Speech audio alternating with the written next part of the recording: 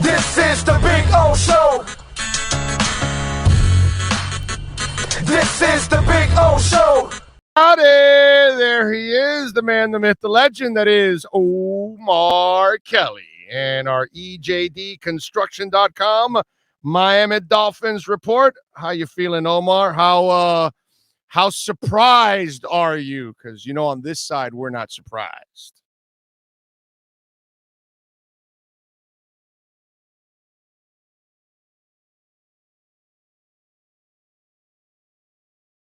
Now you get to communicate something that Brian Flores doesn't know how to do. So there you go. It's wow. It's a beautiful thing. Congratulations, you get to take a victory lap. I'm just happy for the Dolphin Nation, dude. I'm so happy for I know what was going to happen next year. Everybody was going to get crap canned.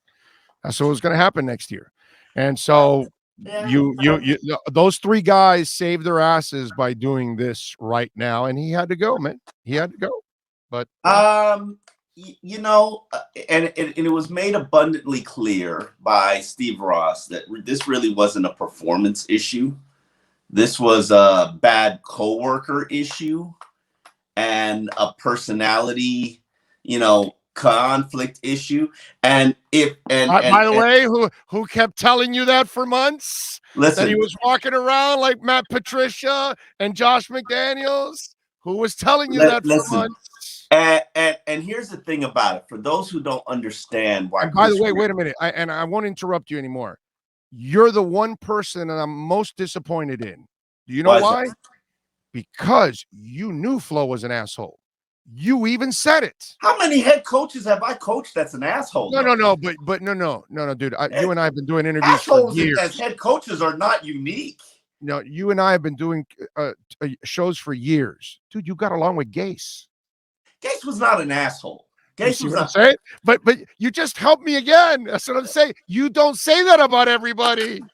I've never, in fact, this is the first time in our relationship that you would come out openly and say, hey, Flo's an asshole. I never hid that Flo's an asshole. I've never hidden that. Sean, go back a couple months. I have never hidden that he's an asshole. Never hidden that he's difficult to work with.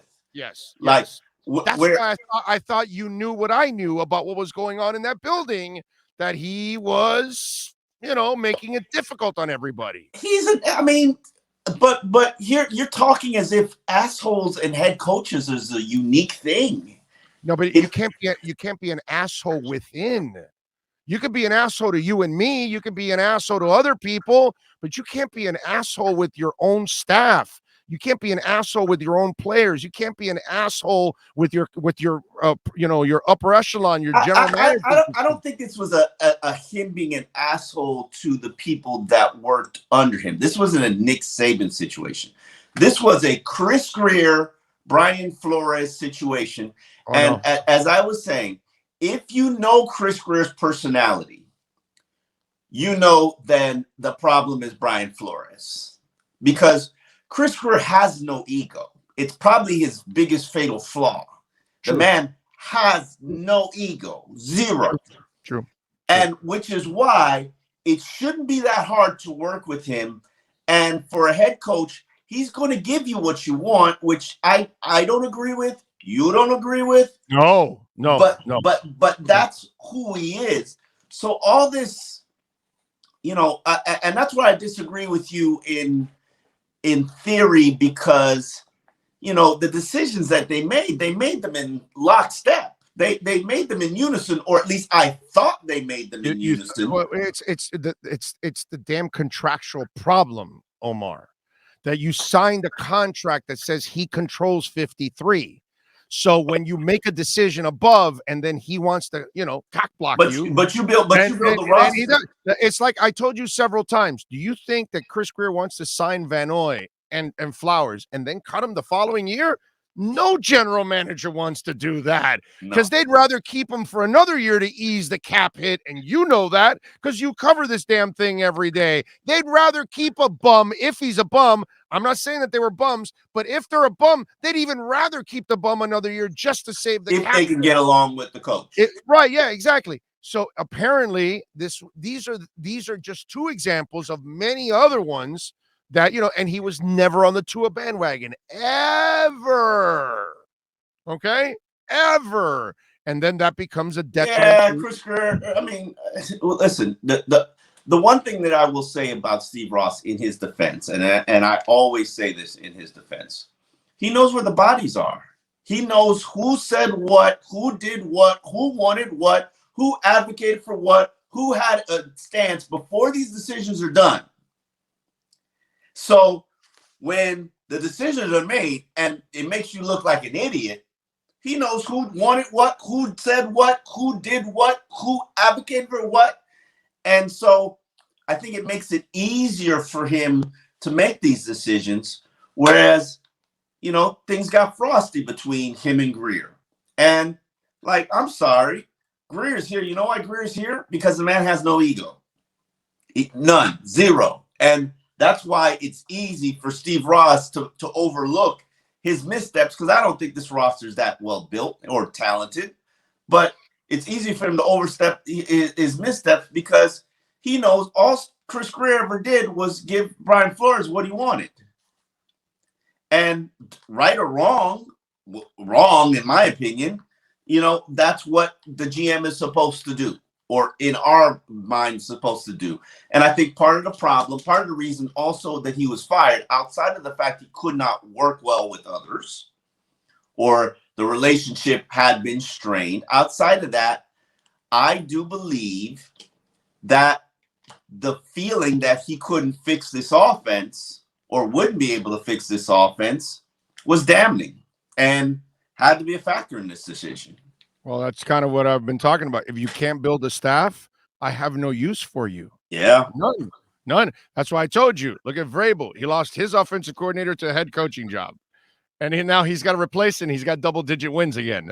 You know what I mean? That's a head coach. That's a head coach that knows how to build a staff and replace a staff. So if you initially can't build a staff, holy crap, what happens when you lose one of these guys? If you actually find a good one, then you can't replace them.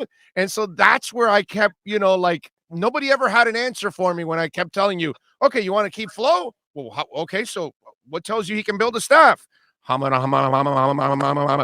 you can't, you have no answer for that. And you knew but I don't think that's what cost him. And you knew more changes. Not what cost him his job. It was a fact. You knew more.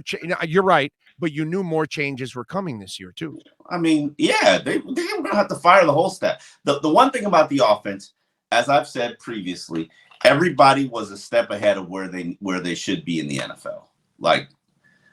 Position coaches should be assistant position coaches. Lead offensive line coach should be a backup offensive line coach. Coordinator should be a running back coach and a tight end coach. If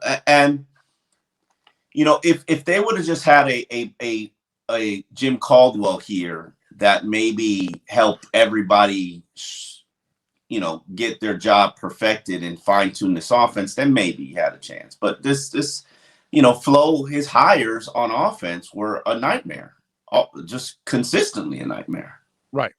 And again, that's where except for Chan Gailey. Let me put some respect on Chan Gailey's name. And I told you where Chan Gailey came from. Yes.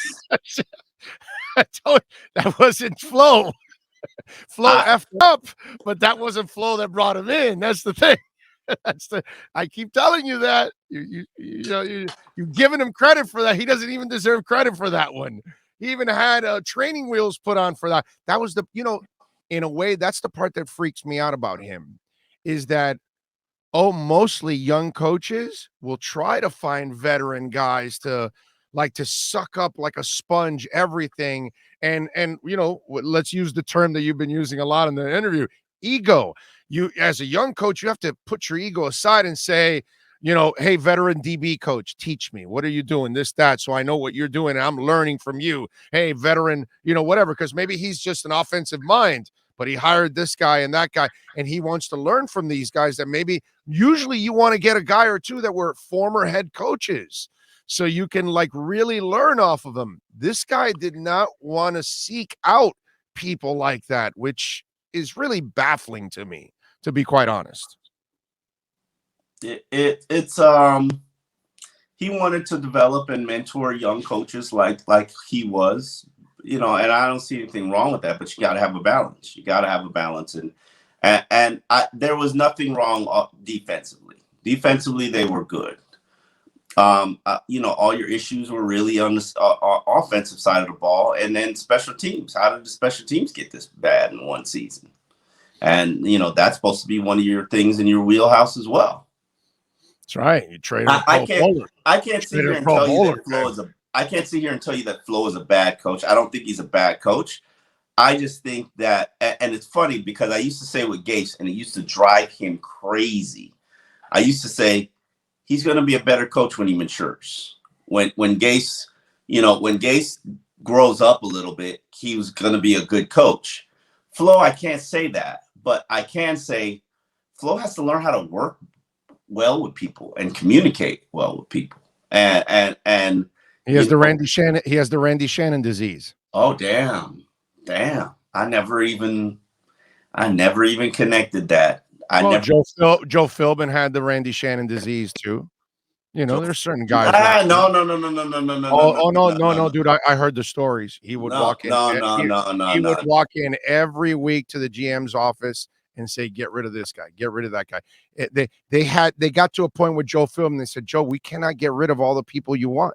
You have to learn how to try to coach some of these characters and egos." They got tired of him going up there telling him, "I need to get rid of this guy, that guy, this guy." So, and by the way, Flo traded a Pro Bowler on special teams. That was probably really what got him fired. Oh my God, are you freaking kidding me? Are you mentioning Jakeem Grant for real right now? Jakeem Grant, like, come on, man. Like, you want Jakeem Grant? How serious I am? Let's sign him this offseason. I don't care. Like, I'm good. Like, as long as he's just going to do returns, we're good. Okay. I don't know. I heard the Bears are going to tag him, so I don't know, Bears tag Jakeem Grant. That's some funny stuff right there. Like, that would be funny, man. That would be funny. Yeah. All right. So, part 2 of my whole thing throughout the year was not only fire Flo, but I say you go after a Jim Caldwell, a Jack Del Rio type. I want an old grizzled coach that doesn't have the ego that he can actually delegate to other coaches and find quality coaches. I don't want. He might be good, Eric Bieniemy, or any of these other new Brian Dable, all these up-and-coming assistants and all that. I love Dable. I know that, but I like Bieniemy too. But since they've never really done it, I don't want to go through this again. I want the veteran coach. I've been on that. More relaxed and won't meddle as much with the front office decisions. They always meddle with the front office decisions. But not to the Gase and Flo extreme. So your thoughts on that? I've always been an advocate for the second-year coach, the Bill Belichick, because people don't realize, it's a second go around. I got you. It was the second go around. A little Shalimar, second time around. I got you.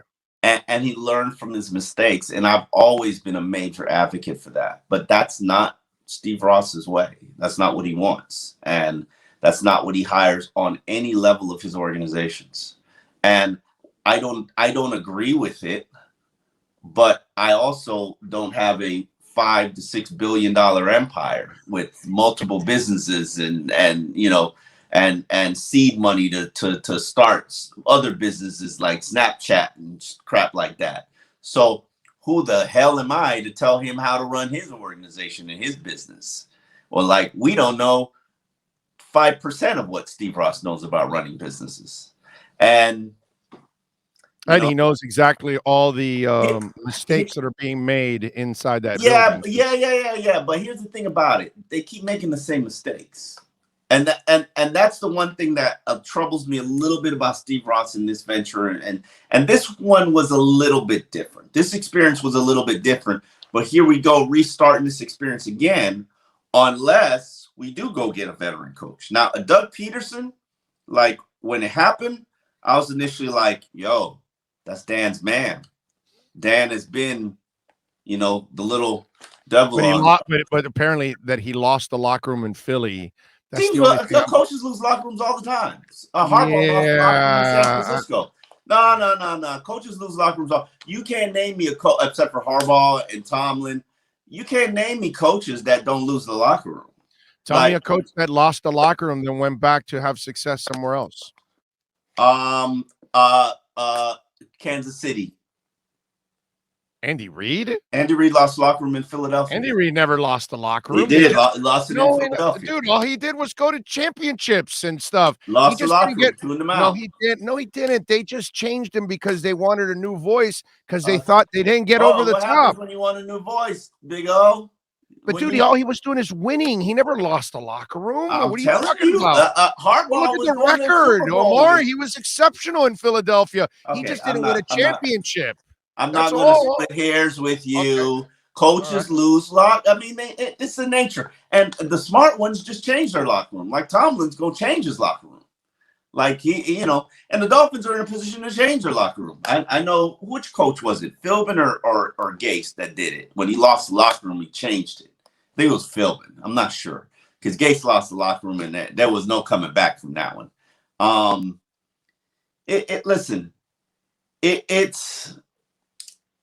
It's a new day. It's unexpected. A coach that just produced 2 winning seasons for the Dolphins in a rebuild with a ton of issues, got fired. Is he a good coach?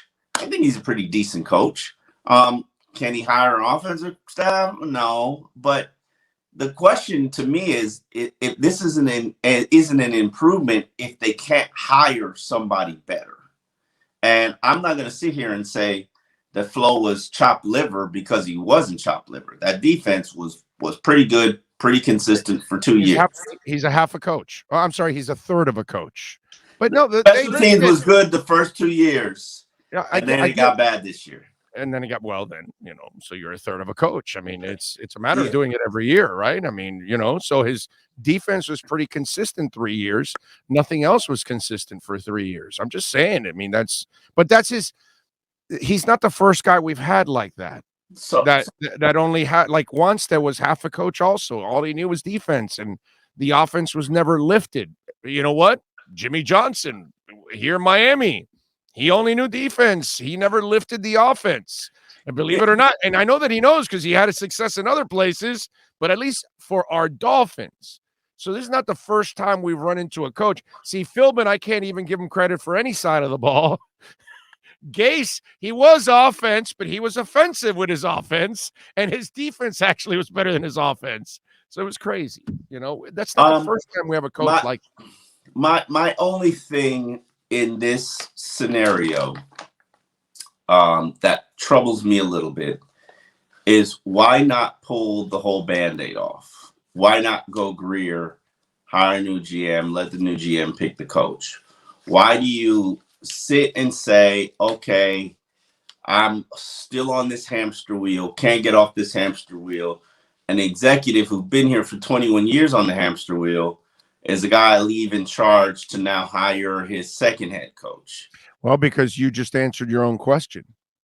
Stephen Ross knows exactly where the bodies are buried.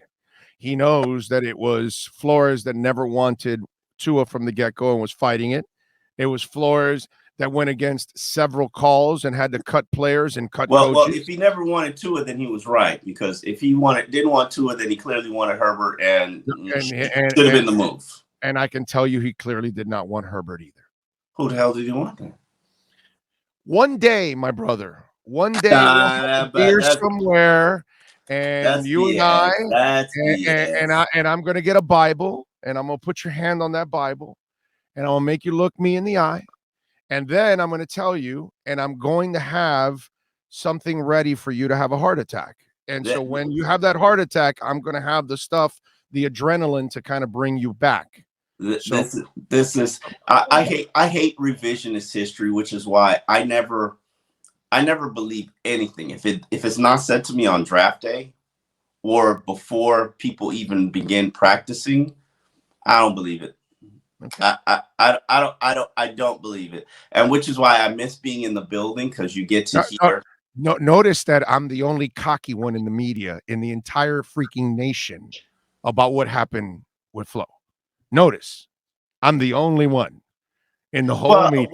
Nobody ever saw this coming. Nobody had the saw it coming. balls You to didn't even say see that. it coming. Nobody had the balls to say You Flo was wanted the it to problem. happen, but you didn't No. see it coming. No. Nobody had the balls to say that Flo was the problem. Nobody. Everybody had to loop in Greer like you're doing now. I'm not. Hold on. I'm not sure. We'll say it. Hold on. Let's put this on record. I'm not sure that Flores is the problem. Okay. I still have my doubts about Chris Greer because I'm sorry, if you're in charge and you are the HNIC, why do you act like you're employee number 34? And if Brian Flores is supposed to be working for you, you are the HNIC, which is what Steve Ross hired you, empowered you. What? Contract. Nah, man. Omar, once you sign it, you can't do anything about it, dude. Once there's been an agreement, my man, that's been, I don't know if you can still hear me. I hear you. Okay. Once there's an agreement, you have to live by it and you have to fire him in order to get through that agreement because you gave him control of the 53. That's really the problem. Every coach that I've ever covered has had control of the 53 except for Sparano. Yeah, no, but he had control like personnel decisions. And that was the problem. And every coach that I've ever covered is contractually, except for Sparano, has contractually. And Philbin. Philbin did not have control of the draft. No, Philbin had control of 53. He had control of the 53, but he didn't have control of what personnel would be put in that.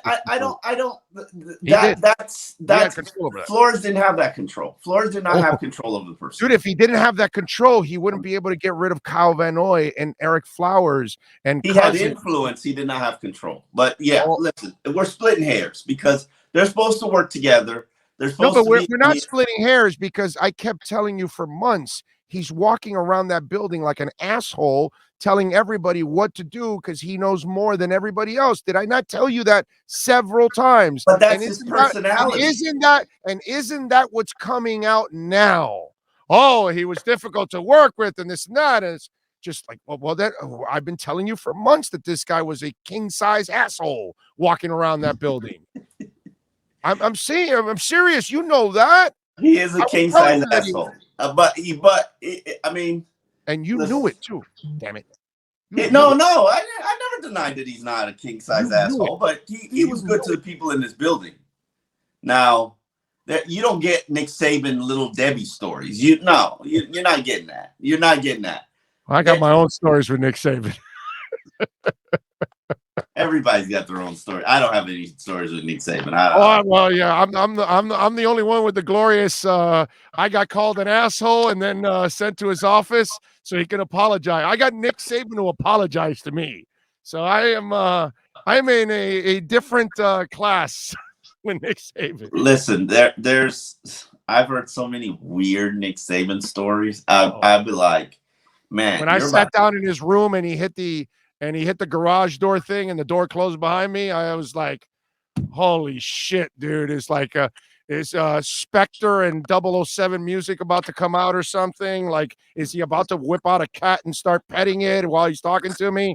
I mean, that was some weird stuff, dude. That was weird. He's a weird dude. He had a red velvet rope in front of his office, so you couldn't walk directly in front. You'd have to go around the rope. Okay? And you know the story of Fudge Brown, right?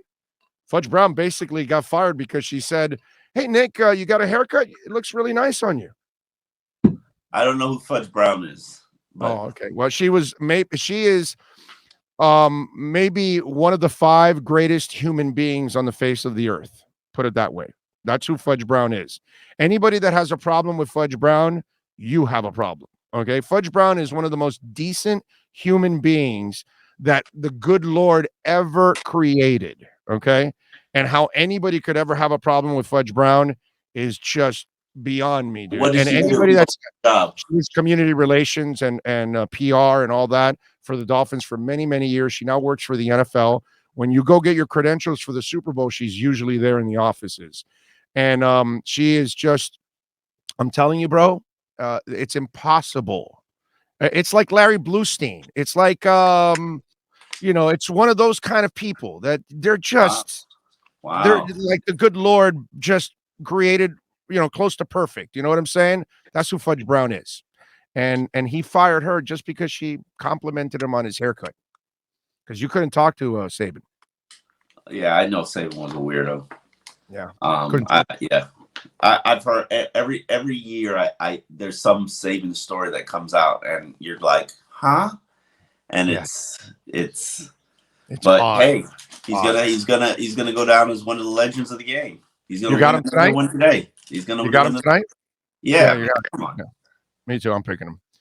I'm Like, picking him. I'm with you there. I'm with you there. All right, so we'll wrap it up with this. What's your gut tell you? What kind of coach they're going after? You know what I think. What do you think? What do you think?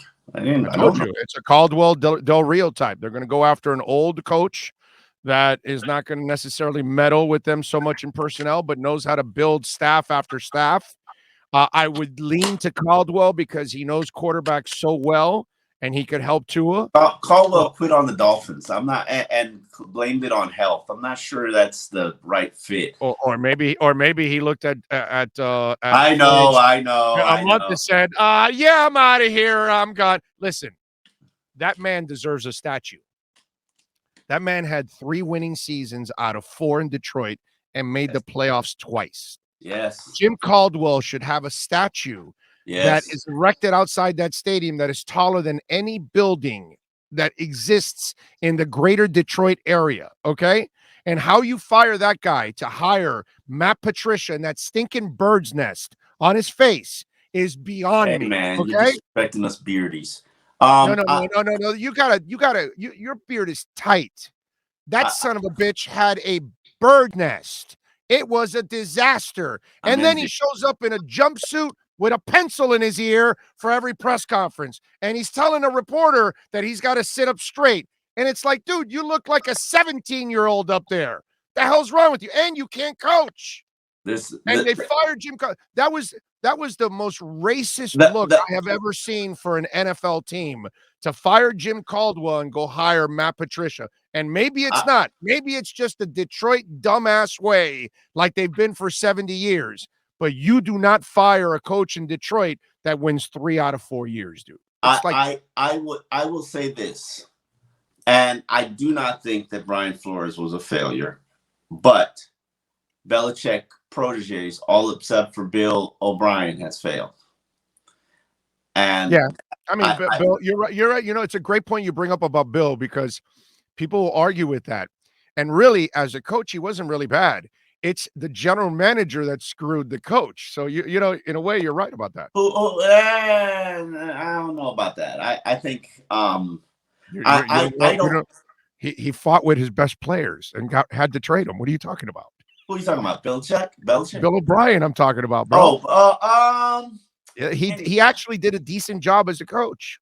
Yes, he did. But as a GM, sometimes their personality. Okay, I hear what you're saying. Sometimes their personalities just get in the way, and I think Flores' personality gets in the way. And maybe you got to be a quirky MFer to go work under Belichick. Maybe you just got to be. I mean, think about what you're watching and what you're seeing. But anyway, God bless. My man, did you see his special teams coach? He looks like he was 18 years old. He looks like he just finished using Clearasil. Might have been his son. And then come, huh? Might have been his son. I don't know what it is, bro. I mean, he could have been my son. I mean, might have been his son. I could have a son older than that guy. I mean, that guy. I don't even think that guy can grow a beard. I used to watch him when he came to University of Miami back in their heydays, and I'll tell you the story. Belichick never missed a pro day at the University of Miami. When we had talent? Yeah, yes, when they had talent. He might still come now, but yes, when they had talent. Mario loaded up. And he seeing him in that element was always the weirdest thing ever. And he'd always have his son in tow with him. He'd be in flip-flops. Like Belichick would be in flip-flops, looking like he just came off the beach to watch pro day. And his son would be there right with him. And it's the same son that's the mullet-wearing defensive coordinator guy who, never went to college. He's just, or maybe he did go to college, but, I've been watching that kid since he was like 14, hanging on Belichick's coattails, and it's just so sick how nepotism is in this league. But anyway, I think this is Doug Peterson's job. I do. Okay. That's a veteran. That's another veteran coach that I'm talking about. So yeah, that kind of goes in line with what I'm talking about there. And also a QB guy too. So that kind of goes in line. I think. So you're not expecting the up and coming coordinator getting the elevation. I think it will. I'm hoping it's Doug Peterson. I'm hoping we've just learned from our foolishness. For the biggest issue that I have with these up and coming coordinators is they can't put the staff together. Yeah. And say whatever you want. And the good thing about Doug Peterson is he's bounced around, and you know my theory on that. So bouncing around is a really good thing in the NFL, actually. People look at it the wrong way. Bouncing around is beautiful, bro. You make connections. Yeah. Hopefully some of these coaches are retained. I think that there's some stars on the defensive side of the ball on this coaching staff, and I would hate to see them leave the building. Including the defensive coordinator. I think Josh Boyer had done a magnificent job. I don't know what's going to happen to him. I think Gerald Alexander's phenomenal at what he does. But c'est la vie, man. The new beginnings, new starts, new personalities. It's, think about this. I never wasn't here for Nick Saban. Cameron, Sperano, Philbin, I almost forget about him. Todd Bowles. Interesting. Okay, let me continue. Philbin, Gase, Flores. This is gonna be my sixth coach. Six. That's why our franchise has gone nowhere, unfortunately. Absolutely nowhere. Meanwhile, no. Take that back. Meanwhile, Ira Winderman covers the same coach every year. That's not why our franchise has gone nowhere. Our franchise has gone nowhere because we can't find or develop an elite quarterback. Well, no, that's not true because we had an elite quarterback. Who? What's his name? Marino. No. I'm talking about. We got to stop with that. I'm talking about. We have to stop with all of that. The answer is not just an elite coach. That was 22 years ago. I'm talking about the thinking. We have to stop. It's not just the elite coach. You've got to surround whatever coach, it's not just the elite quarterback. If you get one, please surround him with the right people. Because when we had one, and rest in peace, Don Shula, you failed on the defense and you failed on the running game. So in the end, the Marino era did not give us enough. So the next time you do get that guy, and maybe Tua is that guy, build around the guy. At least try, dude. They try with Lamar Jackson. They try with Tannehill, and they have limitations, but God bless them. They tried. When you draft Cam Newton, God bless you, Carolina. At least you built it so you could try to win his way. That's what you've got to do with whatever quarterback you get, dude. Just get an elite one, and we can work from there. 20 years of having spam at quarterback. There's a few guys that won championships that weren't elite. So very few. Get an elite one, you're in the game. Get an elite one, you're in the game. I'm with you. All right. Love there. You, brother. Hang in there. You will cover something really good at one point. I know you. I feel you. At the end of the season, now you're worn down, and I didn't expect this. Yes. Now it's like doing a marathon, and then they tell you, okay, go swim 10 laps now. Like what? Huh? Yeah, you were worn out yesterday. You were beaten down yesterday. Like what? A head coach search? You look like Tua this past. You look like Tua this past week in those press conferences. Tua's like, whatever, man. Yeah, I didn't even bring up the offseason. He was just like, whatever, man. Whatever comes. Yeah, like, that jovial dude we got early on was gone. Yeah, we done kill that. We have destroyed that player. He's like, let me go back to Alabama. Is any small town teams interested in finding a quarterback? Like, listen, God bless them and bless him. you can say whatever you want about him, but he was overcoming some garbage. Yeah, you're right. You're right. Big time. Big time. It is what it is. Follow him on Twitter. Don't care what happens. Follow him on Twitter at Omar Kelly, and more importantly, subscribe over there to the Sun Sentinel and support Omar and Ira and all the great writers over there at the South Florida Sun Sentinel who do an excellent job. Oh, we'll talk to you on Friday, my friend. Who knows? They might have a head coach by then. Yeah, sure. All right, later. There you go. Omar Kelly and our EJDconstruction.com Miami Dolphins report.